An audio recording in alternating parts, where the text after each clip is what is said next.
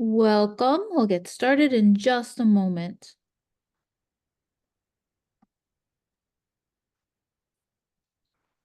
Nice to see you all today. So let me start by welcoming you to Gray Decision Intelligence Demand Trends monthly webinar series, and thank you again for joining us. Please pat yourselves on the back for attending. In current higher education landscape, being data informed is vital. My Gray DI panelists and I will be available to answer any questions you may have during the webinar. Today, we will discuss academic program evaluation and growth for higher education. Each month, we share the latest trends and insights for academic program planning. And then we have a little bit of a surprise after that. So allow me to share a few housekeeping items if you don't mind. If you have any questions, please place them in the Q&A section or the chat at the bottom of your screen. We will try to get to as many of them as possible, and we can follow up with you offline if we run out of time. You can also use that chat area for comments and discussion. You will receive a link to the slides in the video recording, so watch your email in the next day or so. And without further ado, I will hand things off to Bob Atkins, the founder of Gray Decision Intelligence and the best-selling author of Start, Stop, or Grow, a data-informed approach to academic program evaluation and management. Thank you, Bob. Thank you, Marianne. And I have to say, it always entertains me when Marianne refers to me as a best-selling author. There is a little bit of a caveat to that. Not exactly the New York Times bestseller list. This is best-selling academic titles on Amazon. So if you put it in that little box, yes, indeed, I am a best-selling author. So thank you for that. But as I say, it's kind of entertaining. Today, we'll talk about trends, but importantly, I have a guest today. Melissa Morris Olson. Let me give her a moment to introduce herself. Melissa, don't forget to unmute yourself. Go ahead. Yes, thank you so much. I'm delighted to be here, and I have a long-standing relationship with Bob and the team at Gray. I am currently serving as CEO of the American University of Greece Global Campus, which essentially is a brand new entity associated with the American College of Greece in Athens. I'm also the Distinguished Professor of Higher Ed Leadership and founding director of the doctoral program in Ed Leadership and CHELA at Bay Path University, where I have been for 15 years. I have recently published a book. Maybe I'll give you a little competition, Bob, with the best-selling author title. We'll see. But I appreciate the invitation today to share some of the insights from the book, which really come from the podcast I've been hosting for 5 years. Bob's been a guest at least 2 times, and I'm excited to share some of the insights from leaders that are thriving in this new world of higher ed. So look forward to coming back in just a few minutes to do that. Well, I've been evaluating how close our relationship is, and I'm looking forward to getting my invitation to Athens, Melissa. So, let me know when we can figure that out. Preferably in the summer. So anyway, so let's moving on. We'll go through and let me share the agenda for today. What exactly is a program evaluation system is where we'll start. Then I'll cover student demand, Google keywords, enrollment, and international. We'll turn to employment and briefly cover the current indicators for employment. And then we'll break and have a conversation with Melissa about her new book and her thinking. And we'll wrap up with some closing remarks and remind you of the next release of our program workshop. So I mentioned, what is a program evaluation system? It's more than software, it's more than data. It's really an approach to enable you to make good program decisions that sustain the vitality of your institution, both academically and of course financially. These days tends to be top of mind. The first ingredient in that is people bringing an understanding of the mission to the conversation. In higher ed, and when you're making program decisions, mission matters. We then would suggest that you need to have include data about the academic performance of those programs, whether that's student credit hours completed or the percentage of nurses who pass the NCLEX exam. You need to include your academic standards into consideration of programs, and to be sure that they are indeed up to the level of rigor you expect of your programs overall. We then turn to markets. So this is moving really from internal thinking to markets outside the four walls of the institution to understand student demand, for example, and employment trends, so that you can pick programs that maximize both enrollment and the outcomes for your students. And finally, we come to margins. And you might well ask, why should we, as primarily nonprofit institutions, worry about margins? And the answer is simple. Bill Massey taught me this. Margins fund mission. No margin, no mission. And unfortunately, these days, that's become an increasingly important issue for institutions. And there are ways to look at margins that help you understand where you can make investments to improve your position overall in the market, as well as your financial situation.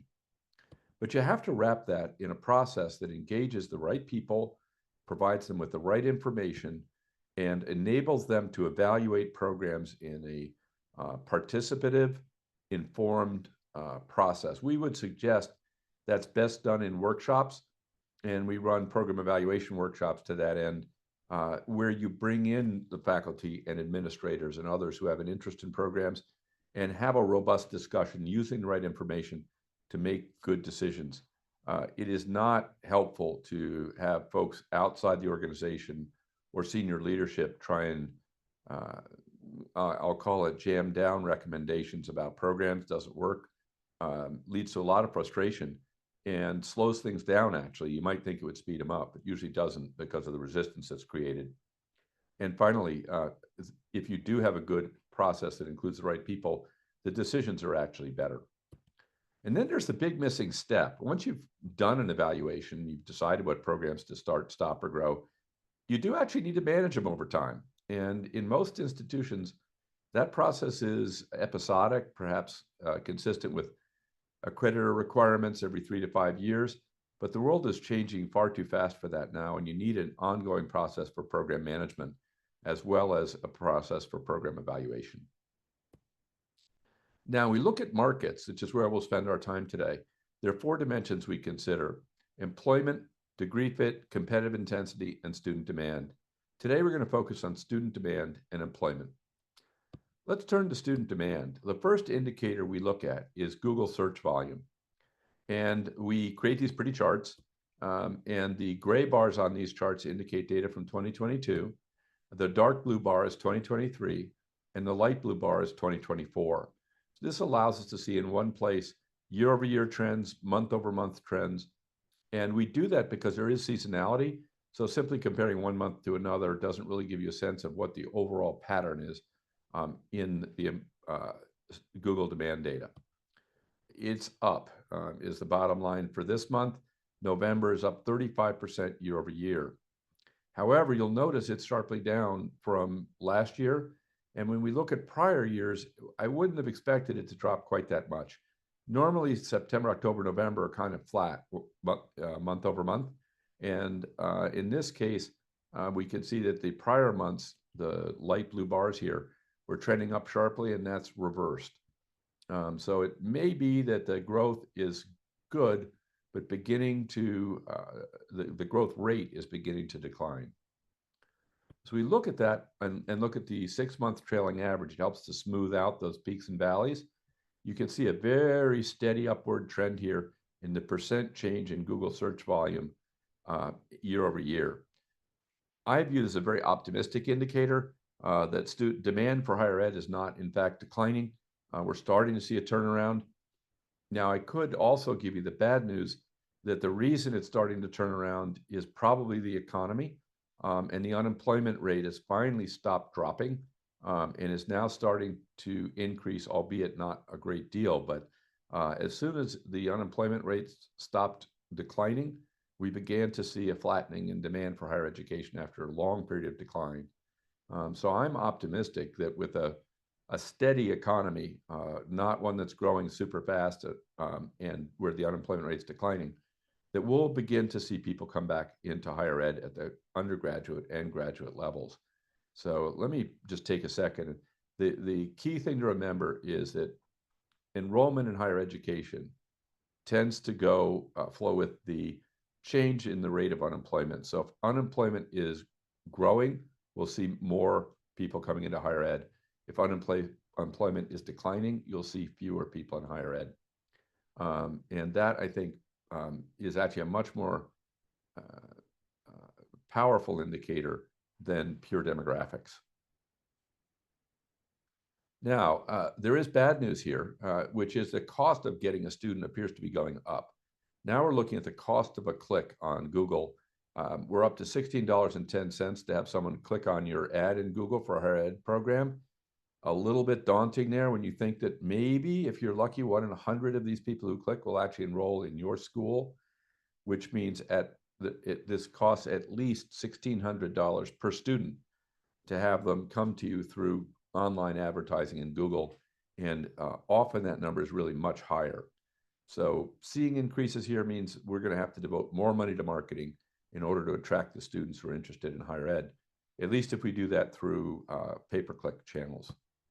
Now, how much is that up? Well, if we go back a few years and look at February 2022, the cost per click on Google for higher education search terms that we track is actually up 28%.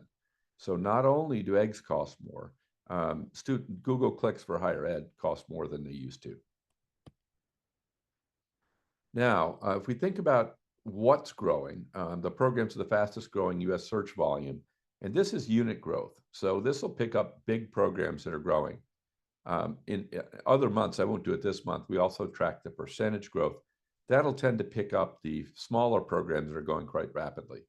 So what we're seeing here are big programs that are adding a lot of having a substantial increase in interest. And incredibly enough, the dismal science, economics, appears to be leading the charge. 331,000 incremental Google searches last month. We've got a lot of miscellaneous here for others: language, interpretation and translation, law, education general, and public administration. And public administration's is a new entry on our list. We don't see that very often. I find it interesting. I'm starting to hear about it. I did focus groups recently where I heard quite a bit about the importance of public administration. So I'm intrigued by that. I think it might be the beginning of a trend. Similarly, when we turn to health, we find public health general is also fast growing. I think this is a COVID aftermath, with people beginning to recognize the importance of public health as a discipline. And then we have some things that don't surprise me that have been popular for a long time. Diagnostic medical sonography or ultrasound, up substantially. Rad tech, as they call it, up by 118,000 searches.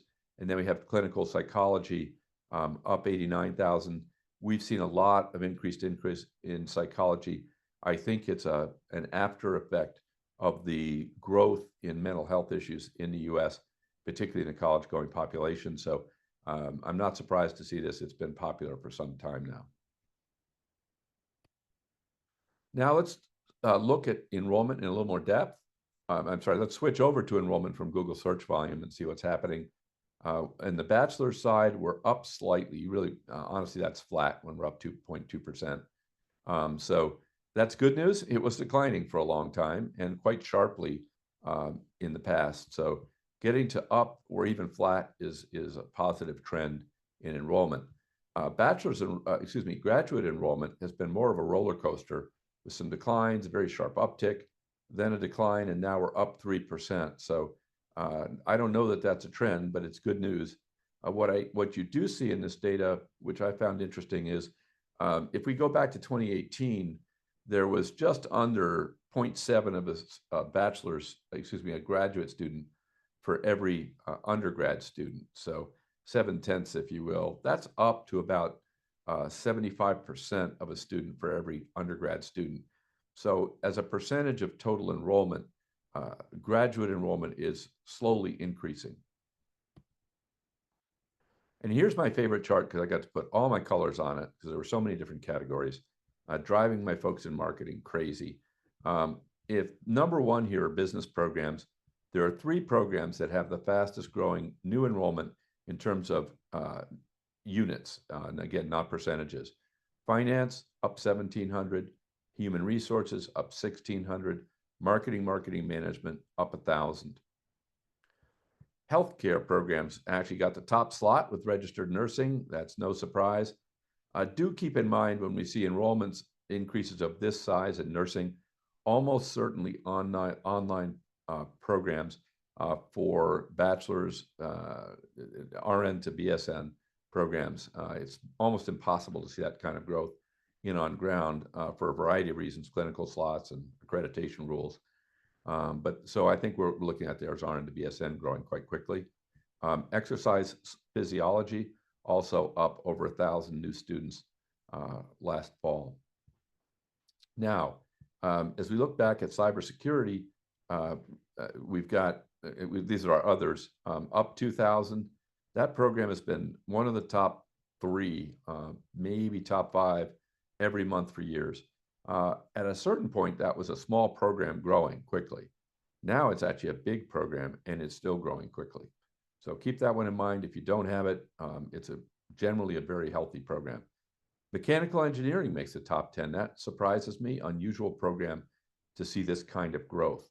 And then last but not least, we have an education program, elementary education and teaching, up 1,300.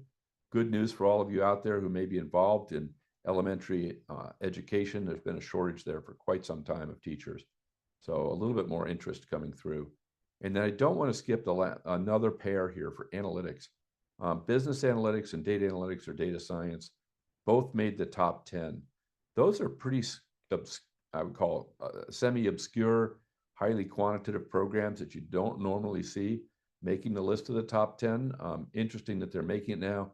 Again, pretty consistent members recently. They're just very hot topics, probably peeling some demand off of our MBA programs.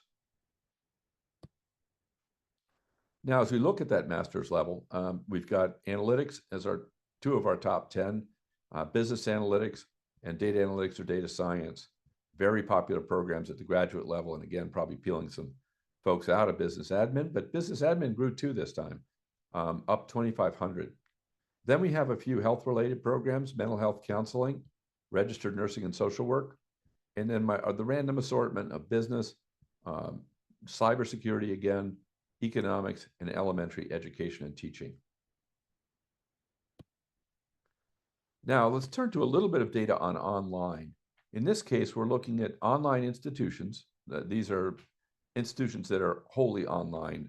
It's difficult to capture this online breakdown outside of those institutions. But for these guys, we can keep track very closely. And using data from NC-SARA, for example, what's intriguing is the degree to which they pull from across the country, not primarily from the state or city that they're in. And I'll come back to why that's important. You look at Western Governors, and we've got 173,000 out-of-state students taking courses at Western Governors University. And having looked at the underlying data, they're from all over the country. Yes, there's a slight westward tilt, but that's fading, frankly, and they're more of a competitor in every state in the country now.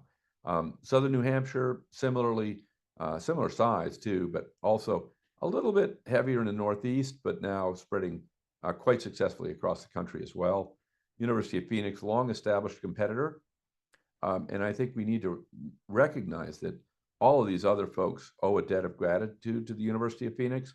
When it ran into some regulatory problems 4 or 5 years ago, it shed about 150,000, 160,000 students who went off, I think, in the end, to other online institutions. So much of the growth and the size that we see in Western Governors and SNHU is because the leader in online education 10 years ago was the University of Phoenix, and it has shrunk substantially and allowed these folks to grow. Liberty also is very large in Grand Canyon. And again, you can see the trend overall. It's very much an out-of-state business. Now, why does this matter? Well, if you look at IPEDS, you're going to have a very skewed perception of where students are because all the students at Southern New Hampshire University will show up in IPEDS in New Hampshire. That would be, I forget what percentage of the total population of New Hampshire if they were all there, but of course they're not.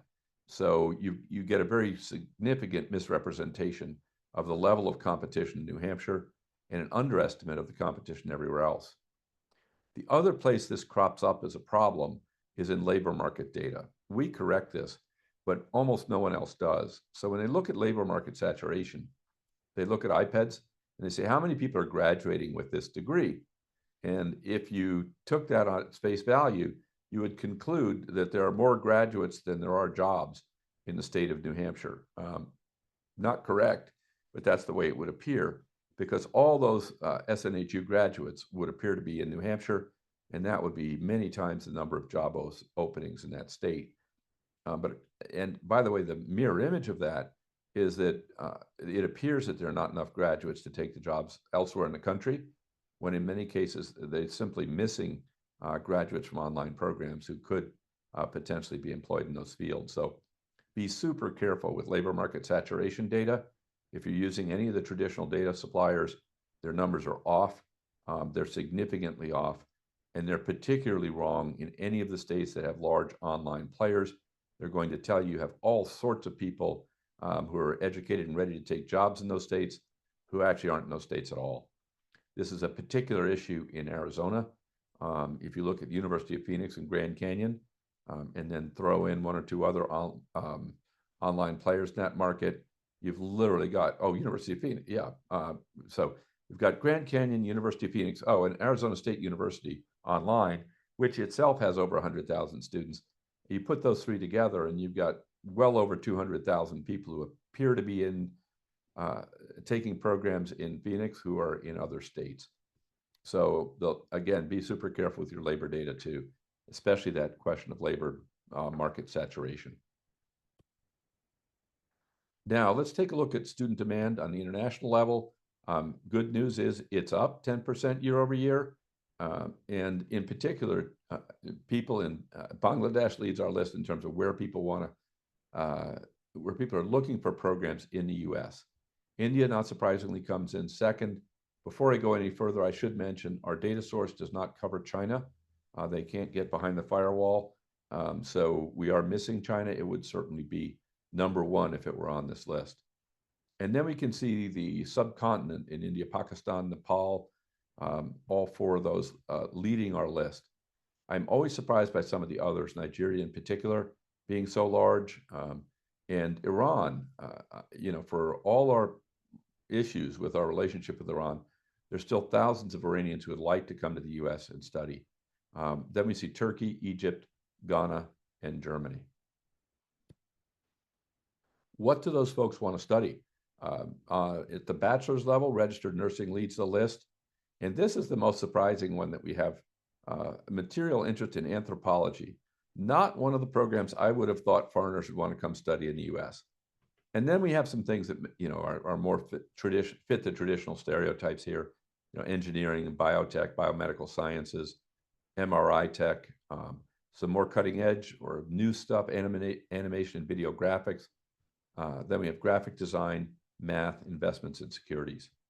At the graduate level, it's all about IT. Number one, not surprising, that's been true for quite some time. Business administration management in second place. I'm a little surprised to see education so prominent personally, and see the international students also interested in data science, much as the students are in the US. Computer science, organizational leadership, and jumping down, some interest in psychology here too, as well as AI, becoming material in both those cases. Now I'm going to switch over from student demand to employment indicators. We're going to do a shortened version of this month so we can make time for our discussion with Melissa. US job postings are up.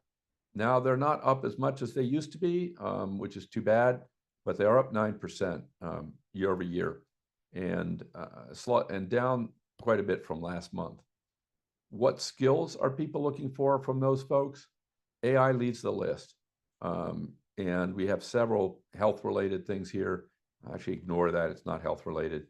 We have computer science in second place, Python, project management, mental health. So if you look at the top of our list, it's all tech and AI. Then we do have some health, mental health, and then a random assortment of other stuff, bargaining, JavaScript, one of those tech jobs, professional writing, creative writing, and TypeScript. There have been a few things here that I find interesting in the in light of what's going on in AI. We saw that oddball language translation high on the list in the student demand, professional writing, creative writing. Now these are skills people are acquiring, but they're also skills that are being very rapidly, you can call it augmented or displaced by AI. I'm sure most of you have tried it, but AI can do a pretty good job of writing almost whatever you want. You do have to check it. It makes some crazy stuff up sometimes, but it can really get you going in writing and allow you to spend more of your time on creation or creative thinking, and then editing with the intermediate part of getting a lot of words down on paper that can be picked up by the AI systems really frighteningly effectively. Now, let me stop there. And Melissa, if you can rejoin us, I'm going to escape from stop sharing the presentation for a moment. And welcome. Thank you so much. I love your data.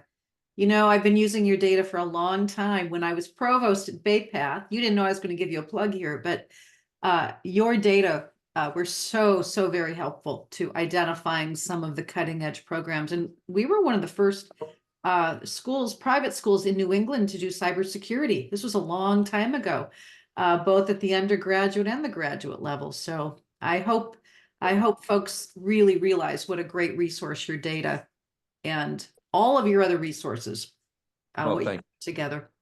Appreciate it. And you were one of our first clients, really, for all. And, you know, well, and we continue to have that relationship as a result. So, but it's not about us. Tell me about your book. What made you write it? What is it and what made you write it? Yeah, well, the name of the book is Ingenious Leadership.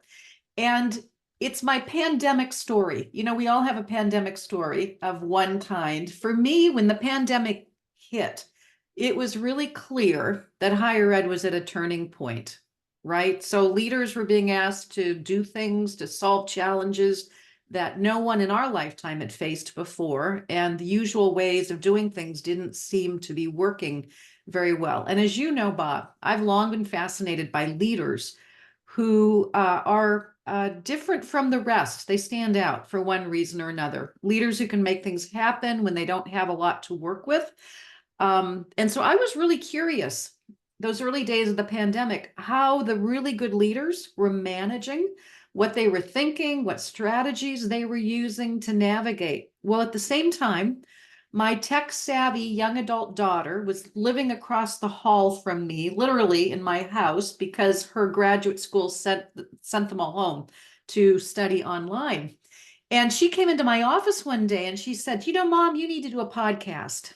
And I said, a podcast? I've never done a podcast. She said, don't worry, I will help you do it. So she set it up for me and got me going. And she said, you got to have something you really care about that you're going to talk about. And I thought, well, leadership.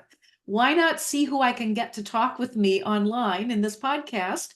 And we'll call it Ingenious Leadership. Somebody else called it that, not me, but I liked the name. And so we were off and running. And frankly, I don't think it would have gotten off the ground without my daughter, who knew how to do all the tech stuff and get us going. But the Ingenious You podcast is what resulted. And over the past 5 seasons, I've interviewed well over 100 leaders. Early on, as I was having more conversations, I started noticing common themes, things that were common across these leaders, what they were doing, like being highly adaptive, being very resilient, leading with purpose, innovating in really different kinds of ways. And there were so many commonalities that were reinforcing each other that I knew that we needed to do something more with, with the stories I was hearing on the podcast. So that's essentially, the podcast evolved into the book. Academic Impressions was very interested in publishing it. Called it Ingenious Leadership. It's actually got a longer name. Ingenious Leadership: Creating Solutions to Wicked Problems in Higher Education. And in brief, the book captures the stories, it distills the key lessons, and offers a lot of practical tools from these successful leaders that can help others who are navigating the complex challenges that are they're no less than they were, when the pandemic started and the podcast. So that's Right. it in a nutshell. Yeah, I think there's every reason to believe we're going to have more wicked problems as we look forward as well. So, Melissa, the world loves lists. So if I asked you, what are the top 3 things that you took out of this that would be helpful to our audience, what would they be? Oh, egads, that is hard. So I think, uh, I think for me, what was encouraging and a little surprising, and it goes back to the commonalities. There are things you can do as a leader to move the dime. Sometimes I hear people say, well, the headwinds are so significant, we just, really can't do anything. And what I heard time and again from these really successful leaders went against that. It really suggested that there is a recipe of sorts. It's different for each leader. It differs according to the context that you're leading in, but you can be proactive and have an impact. I think a second thing that was really a bit surprising is how vulnerable and honest these leaders were. I went into the interviews expecting polished and confident answers and leaders, and maybe it was the time when I was interviewing, but this continues to be the case. I often hear stories of uncertainty, self-doubt, and improvisation. I can't tell you the number of times somebody described to me thinking they were going to maybe do one thing, but then everything changed and they had to adapt and pivot on the dime. And so that ability to improv, so to speak, is quite important for a leader of a college today. Many of the leaders spoke very candidly about feeling unprepared for what they called the pace of change and how fast things were moving and what that required from them and from their teams, that it was not at all business as usual. And their willingness to admit they didn't have all the answers. That I found to be incredibly refreshing. So those are some of the things.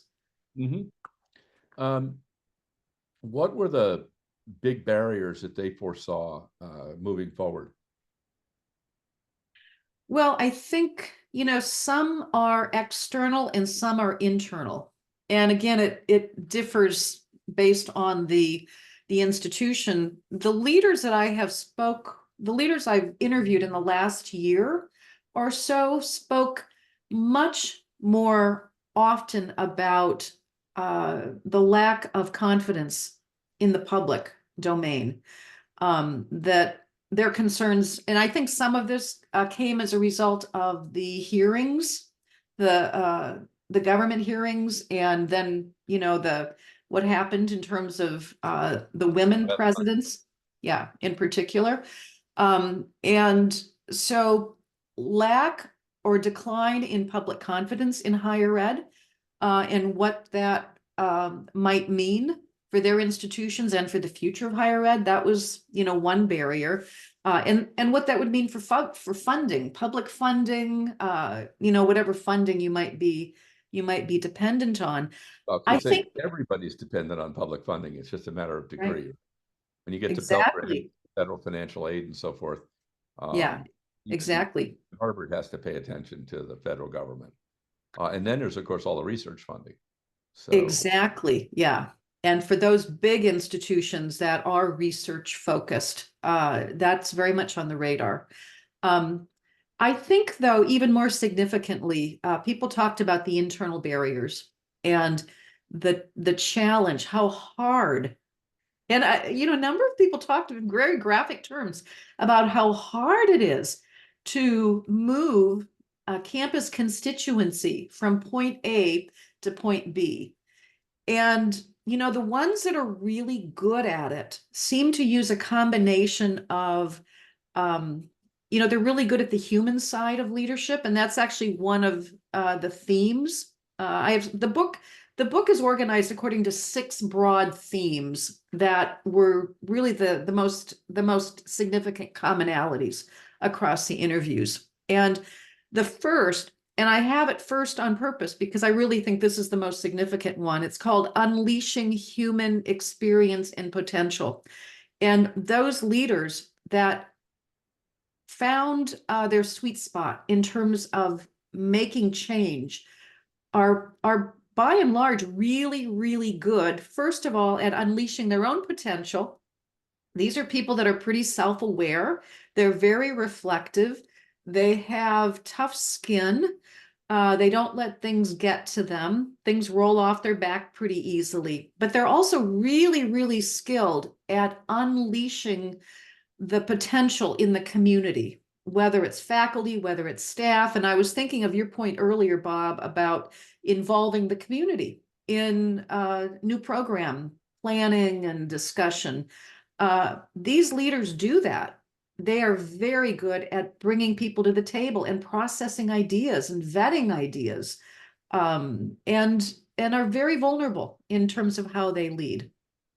So, but they will acknowledge it's really, really hard. It's hard work. Now, I think of mission being a critical issue in higher ed. Is there any analogy in the leadership world in terms of what it takes to successfully manage change? Oh yeah. And again, many of the most successful leaders talk about purpose. And, some of them get a little teary-eyed. It was, speaking about the vulnerability, I can remember one president in particular who talked about how it was almost a mystical thing that he found himself leading the institution where he's at, because the mission of that institution is so closely aligned with his own personal sense of calling and purpose. And he talked very, very eloquently about how important mission is for the institution, being able to leverage that mission, not to keep doing things the way they've always been done, but to find new ways to bring that mission into the 21st century, but also how important it was for him to be able to connect his own sense of purpose and mission with the institution's mission, and that he thought his effectiveness was really rooted in that close alignment. How do you translate something as abstract as purpose into any sort of action? What is that? The Marxists used to call it praxis, I think, the translation of thought into action. Yeah. Well, I actually have, that's a great question. And I have a lot of practices in my book. One of the themes is actually focused on purpose. The theme is called Answering the Call, A Journey of Purpose. And so there are both in the book, and then there's a workbook that goes along with the book where you have an opportunity to do some assessments and actually practice some of the skills that relate to each of the themes. And, when it comes to purpose, there's things you can do in terms of developing your own sense of purpose as a leader. But there's also things you can do in terms of, clarifying the purpose for the institution. As a leader. I was thinking more, Melissa, sorry to interrupt, but oh yeah, go ahead. I think I get, and I think anybody who's in higher ed gets this visceral notion that we're in these schools to do something good. And I had the opportunity to listen to and I hope nobody interprets this as racist in some way, but there is nobody who can speak like a Black preacher. I'm sorry, we keep trying, I keep trying, but this guy was unbelievably effective. And he talked about the linkage between education and formation of character as something that motivated him. And he felt the particular schools he was talking to needed to return to that sense of purpose in order to revitalize their institutions. So I completely accept that premise. Now, the next step, though, is how do I connect that to change, to things people are actually going to do differently on a day-to-day basis? Is there some methodology for turning that into real change? Well, it does start with communication. So it's interesting that you use that as an example. I think some of the best leaders who are able to rally the troops, so to speak, on behalf of change are excellent at communicating and keeping that mission, that sense of purpose for the institution up front in a very viable way. They're good at storytelling. They're good at calling people out when they're actually doing things that are aligned with purpose and mission, and making that a public example. So, there's a number, but again, it goes back to communication, and I can't overstate that. Communication is such a critically important skill.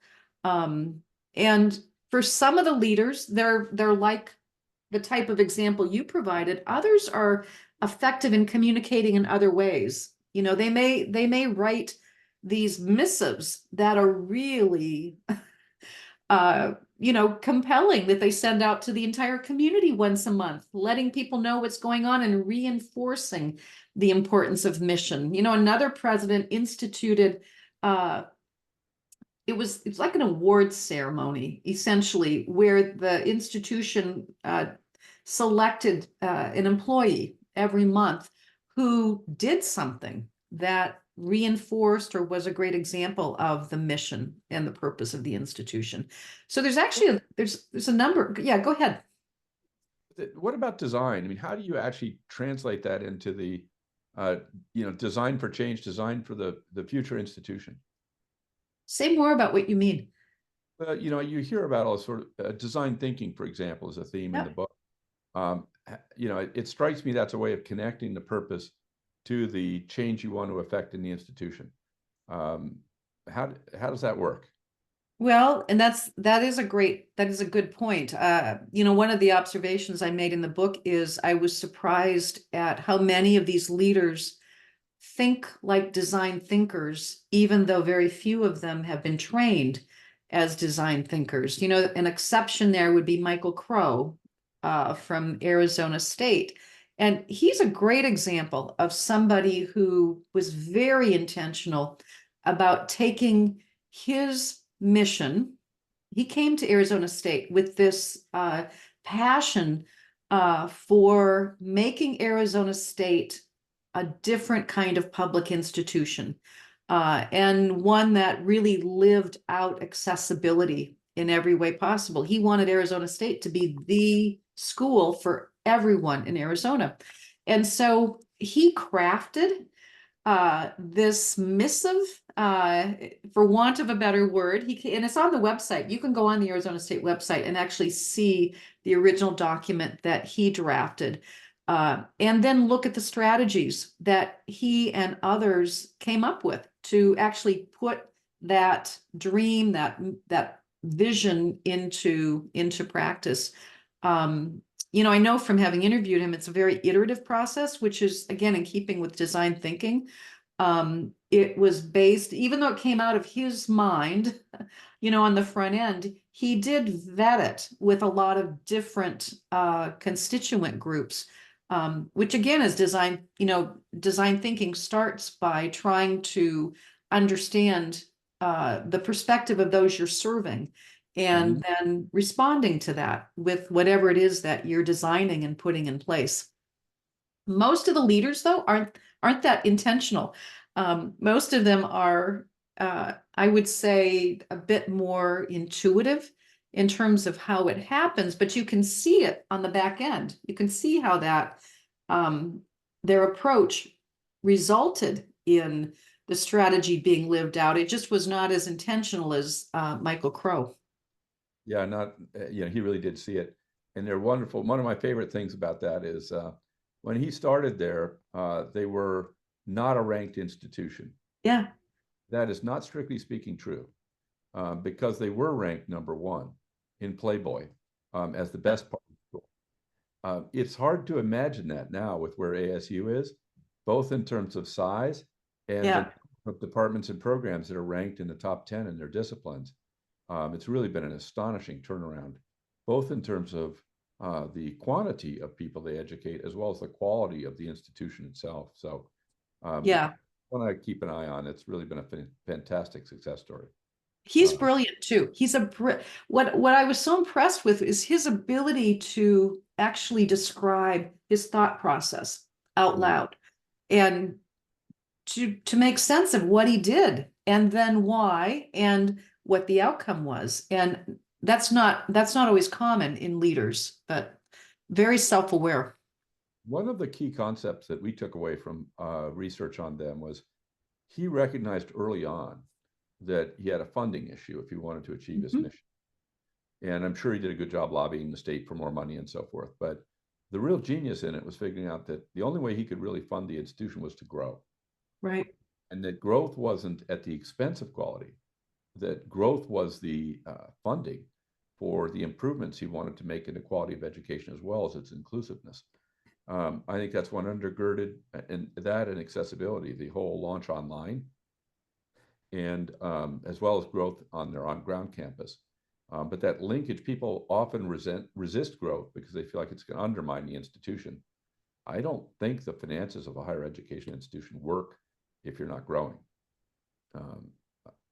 I think that's mostly true, although my interview with Meredith Wu at who was then the president at Sweetbriar, she talked about how they took a different kind of approach at Sweetbriar as a part of the, trying to bring Sweetbriar back to life. And it was actually informed. She's a good friend of Michael Crow, interestingly. And he had advised her to focus on being small and leaning into their smallness and figuring out how to make that work financially. Financially, the only way it really works is by being able to have enough external funding to support your operations. And endowment really is a wonderful thing. It is, exactly. Yeah. But that was a different, and it was interesting because he took just the opposite approach at Arizona State, but had urged her to lean into their smallness because he said that really is your sweet spot at Sweetbriar. Yeah. It's interesting when people talk about small. I was on the board of a school and it featured itself as a small, school.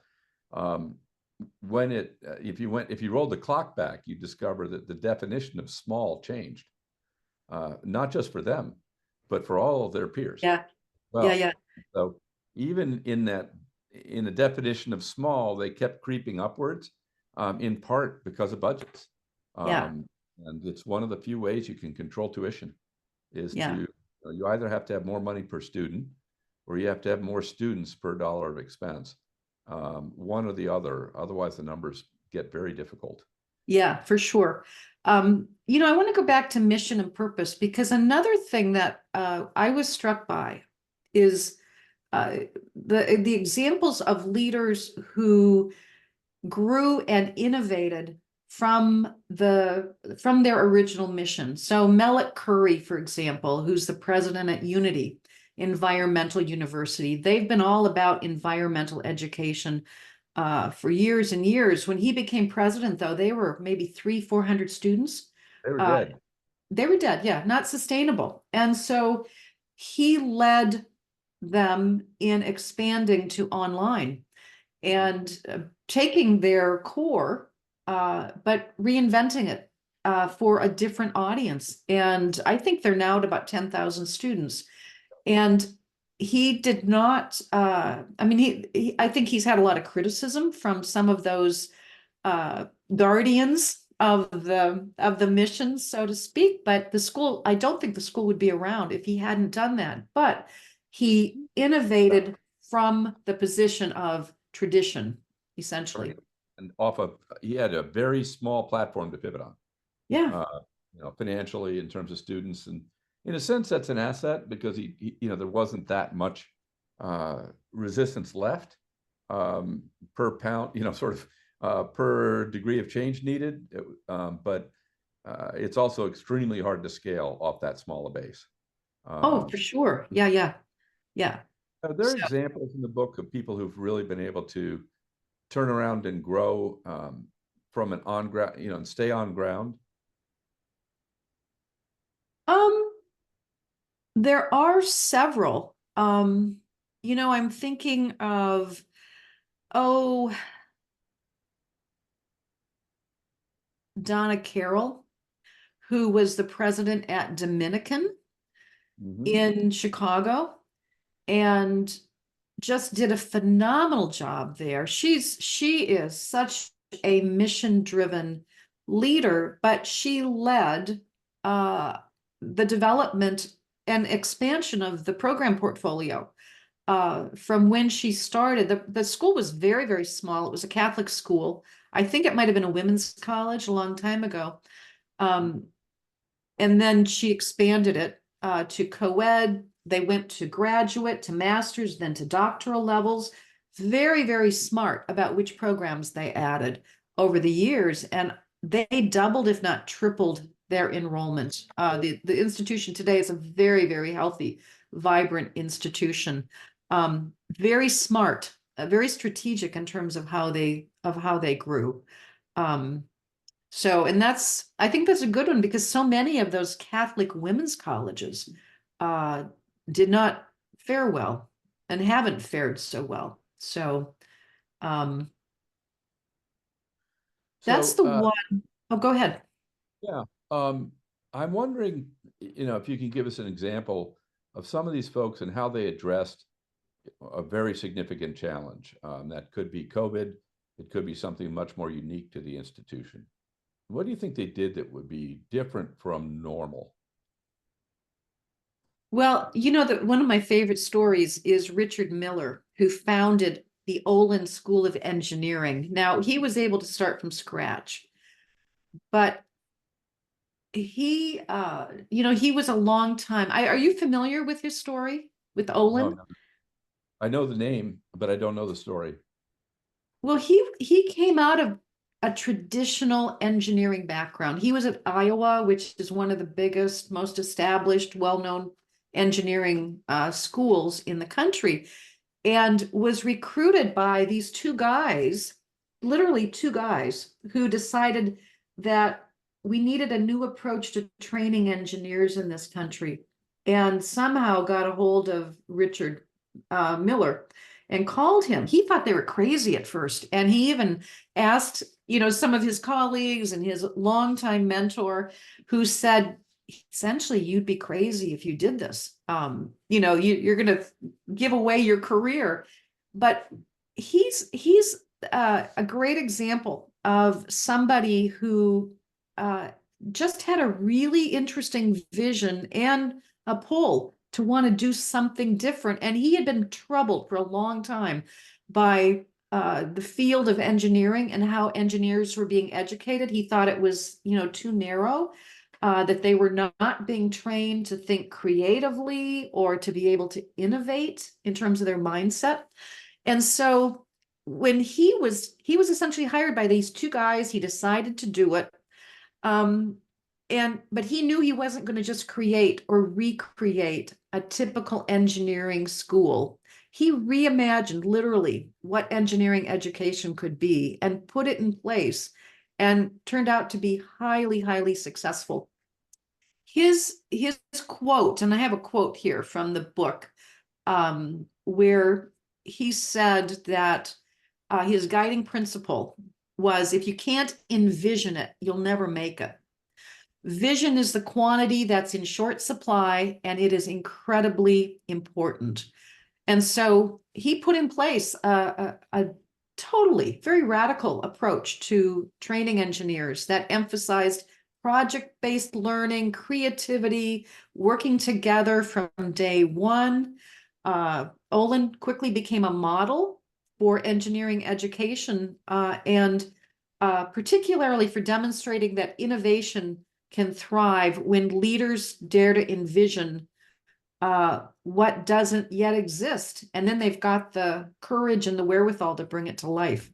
So, he started small, but it wound up revolutionizing the entire field of engineering education. It's a very interesting point. and I was recently facilitating a strategy session. I don't think it was as good as it could have been, in part because we didn't quite crystallize the very ending. But one of my colleagues who I used to work with, I thought was a wonderful guy, and brilliant at this sort of thing, there were notes left, and one of the phrases was the newly possible. Ah, And I just thought, yeah, what an incredible phrase, because at all times, there's always something that's changed that makes things possible that simply weren't possible before. You think of yeah, technology, they're almost always, it's one technology standing on top of another that allows something very new to come into fruition. You know, and my favorite thing right now is AI. I think many of us are paying attention to sure. it. But AI opens up so many newly possible spaces. The only question Yeah, is, which one do you do? And I exactly. said, Yeah, we're behind in that space. And people, it's a place we need to think through all the different, without any ascription of value at first, just what are all the newly possible things?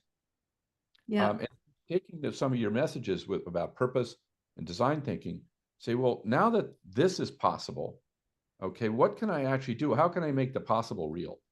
And in a yeah. way that's meaningful. So And being able to see it. And that's a skill that not a lot of people have, but you can cultivate it. You know, that capacity or that readiness for inspiration or for being able to connect dots between ideas for being able to see how could AI be used or leveraged in a particular situation. But you know, in the book, I call it readiness to be inspired, which is actually a skill set you can cultivate as a leader. I think you my favorite. Oh, go ahead.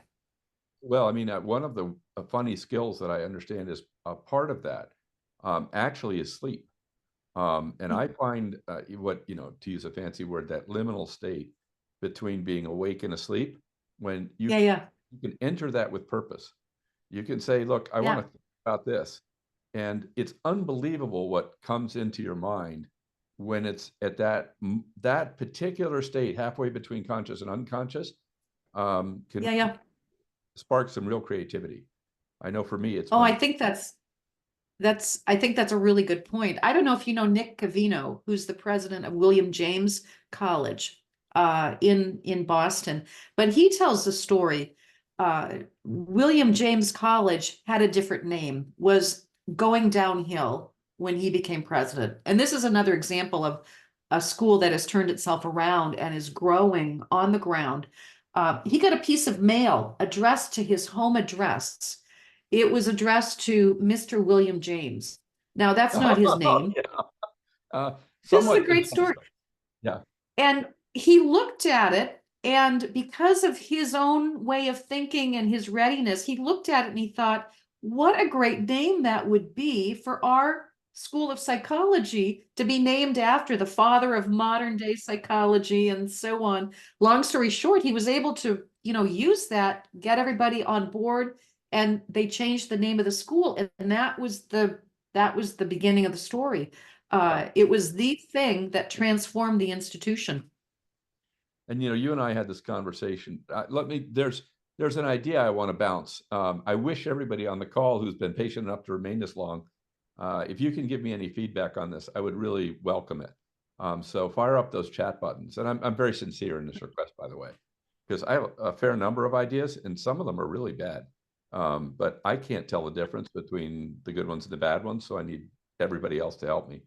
But one of the things, if you take AI right now and you say, okay, what could we do that's different than in the past? I come to this idea, one of the ideas is I can now do conversation in any language. Most of your major AI platforms do a pretty good job in 150 languages. I can't tell if they're good because I can only really read one of them. But you know, I assume they're as good in other languages as they are, at least some of them as they are in English. By the way, it never sleeps. And it can ingest large volumes of information and give you answers about that information.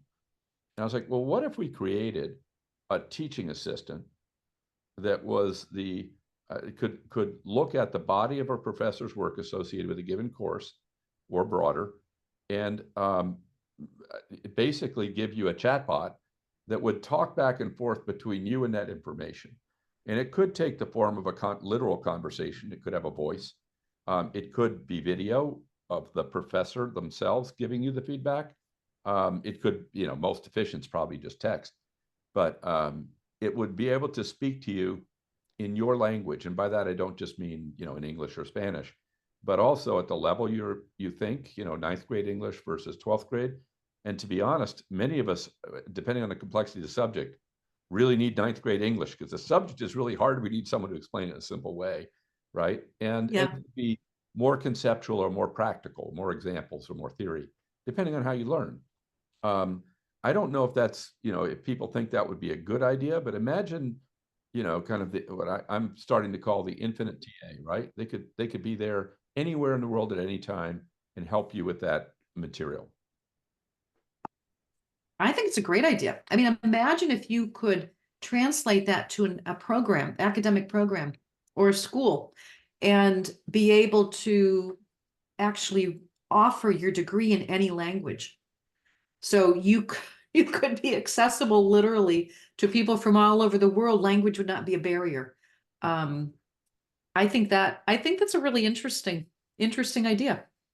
Yeah, we did a quick experiment with a very small amount of data. And just to entertain us, I said, could you please answer in Ukrainian? And I think it did. Now, the practical, Did it? Yeah. I have no idea what that was. It's in Cyrillic, right? So, I don't know what it said. That could have been Russian and probably half a dozen other Slavic languages, but I think it was probably Ukrainian. So it was kind of fun. So you're getting the boot to yeah, I do have to move on. Yeah, I do. I do want to make sure you show the QR code for the book in case anybody wants to get it. We'll do that. Let me share my screen. And I have one other thing we have to touch on. So there is the QR code for the book.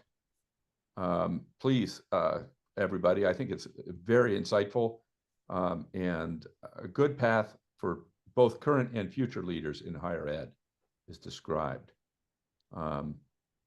So I'll give everybody a minute to grab that. And then I want to remind you also of our 5 emerging programs. This is our most entertaining webinar of the year. And it literally looks at programs that are not zip codes yet, may never become a zip code. But hopefully there are things that will emerge in the future and become very material that are just peering up on the radar screen right now. And with that, we'll wrap up. I'm going to go back to your QR code so that folks can grab that as well.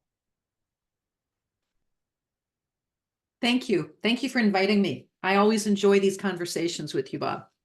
And we've got at least one person who's already reading the book. So, okay. Well, I'd love to get input. So on what stories most resonate with you. So if you do get it, feel free to reach out and let me know. Terrific. Thank you very much. It's a pleasure as always. Thank you. Take care.